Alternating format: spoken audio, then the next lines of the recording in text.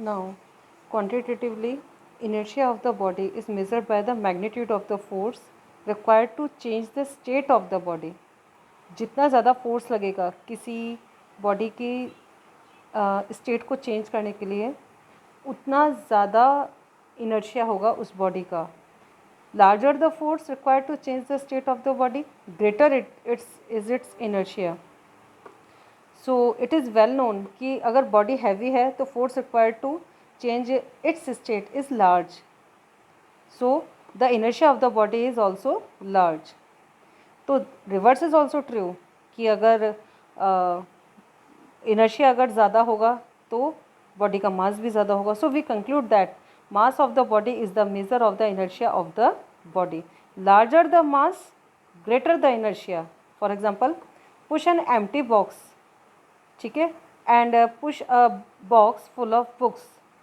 So you have to put your effort greater in the box of second case. So the box full of books have the larger mass and has greater inertia as compared to the empty box. Second example, we kick a football, it flies away. And if we want to kick the stone of the same size, so it hardly moves because it is heavier than football and it has larger inertia. Now, there are three types of inertia: inertia of rest, inertia of motion, inertia of direction. Inertia of rest, inability of the body to change by itself its state of rest. Body की inability body change by itself its state of rest. These are keywords. It means the body at rest remains at rest and can not start moving on its own. कि कोई भी body rest में है वो rest में रहेगी, वो खुद से मूव करना स्टार्ट नहीं कर पाएगी. Rather a body at rest opposes the force which try to move it, और उस फोर्स को भी अपोज करेगी जो इसे मूव करने का ट्राई करेगा. फॉर एग्जाम्पल, एक बस या ट्रेन अगर सडनली स्टार्ट होती है, the person sitting inside tends to fall backward.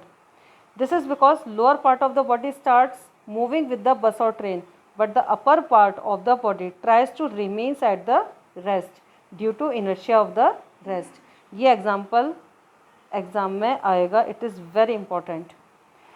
Second example, if we shake vigorously branch of mango tree, mangoes fall down. This is because on shaking, branch comes in motion, but mangoes tend to remains at rest.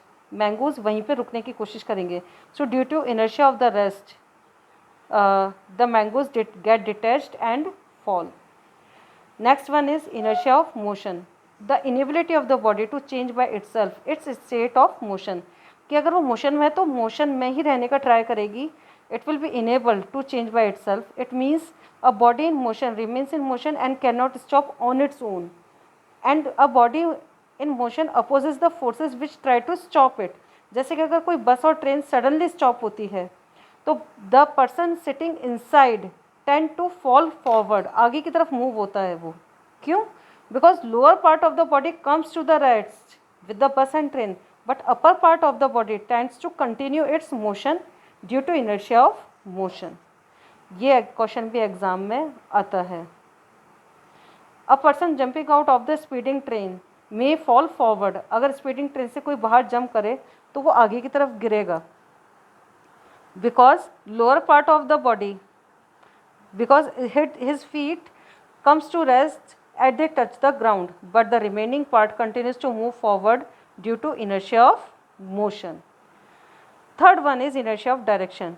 It is inability of body to change by itself the direction of motion, or a body moving along with the straight line will continue to move along same direction unless some external force compels it to change the direction of motion, and it will oppose the force that try to change this direction of motion. For example, when a car rounds a curve suddenly, the person sitting inside is thrown outward. आप car में बैठे रहते हो, एकदम से turn करेगी car तो हम एकदम से बाहर की तरफ निकलने को हो जाते हैं कि हम जो कार की विंडो होती है उसकी तरफ एकदम से टिल्ट हो जाती है हमारी बॉडी, और हम ऐसा लगता है हमें कि हम बाहर की तरफ थ्रोन हो जाएंगे. So sitting inside is thrown outward. It is because while car turns person tries to maintain its original direction of motion due to inertia of direction.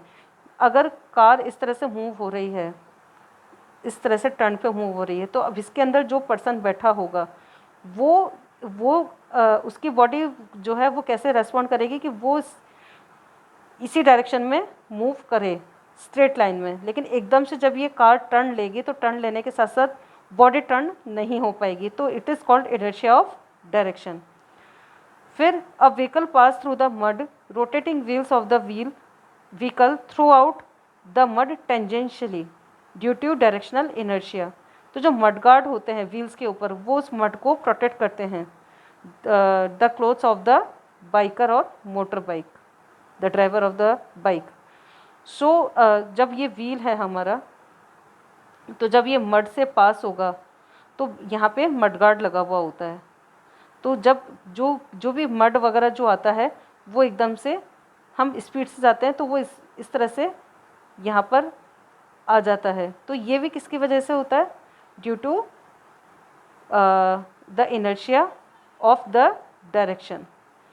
ठीक है, so these are all the 3 types of inertia.